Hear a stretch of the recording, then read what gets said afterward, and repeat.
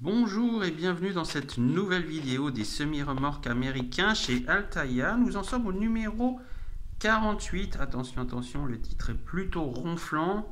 Il s'agit de l'International Transstar 4370 datant de l'année 1975. Alors autant le précédent véhicule était quand même assez sobre au niveau des couleurs. Alors là, vraiment, on est en plein milieu des années 70. Alors là, il y a de tout. Hein. Jaune, vert, rouge. Et voilà. C'est... Alors, on adore ou on déteste. C'est l'un ou l'autre. Voilà. Avec ce véhicule, il est immatriculé dans le Colorado. Voilà. International. Mayflower Worldwide Moving, alors j'imagine, hein, d'après le titre, hein, c'est une compagnie de transport international. Hein.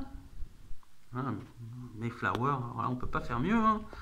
L'emblème du bateau des colons venant dans les territoires des Amériques. Alors vraiment, il est énorme. Vraiment, le semi-remorque, il est gigantesque. Voilà. Typique des années 70, au niveau du coffre, carré. Voilà.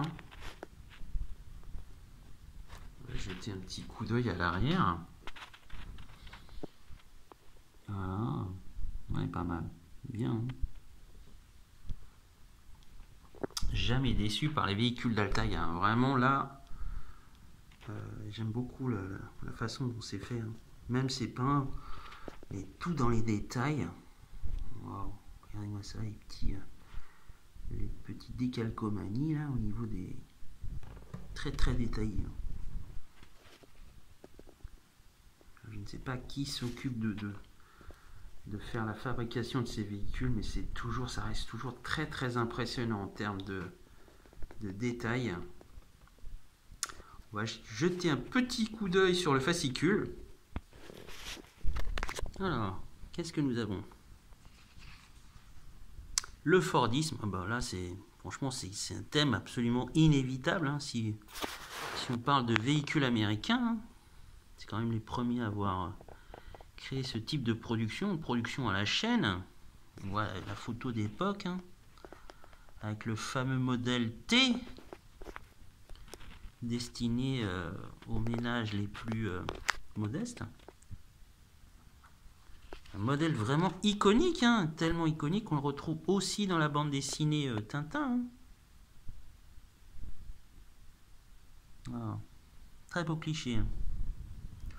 Au passage.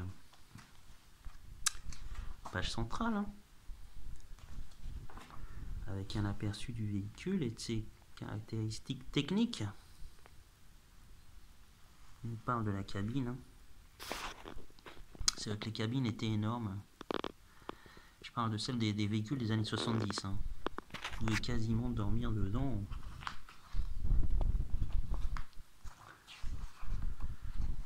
Et qu'est-ce que nous avons? Ah, l'Oklahoma, naissance de la route 66. Toujours incroyable ces autoroutes. On se demande comment les Américains peuvent traverser ce pays. C'est même pas un pays, c'est un continent. Hein. De long en large. C'est incroyable. Bien sûr, les forages. Hein. Forage de gaz et de pétrole. Et enfin, une statue représentant Cyrus Avery, l'homme qui a inauguré la route 66. C'était un homme d'affaires. Alors, bien sûr, dans cet article, il y a énormément de détails techniques, il y a pas mal de chiffres. Hein. Donc, à ce niveau-là, vous en apprendrez vraiment beaucoup. Ben, une fois encore, hein. Bravo pour le fascicule, très réussi et très riche. On retourne au véhicule avec une vue en hauteur. Voilà. 48, numéro 48 de la collection Les semi-remorques américains chez Altaïa. J'espère que ça vous a plu. Quant à moi, je vous dis à bientôt. Au revoir.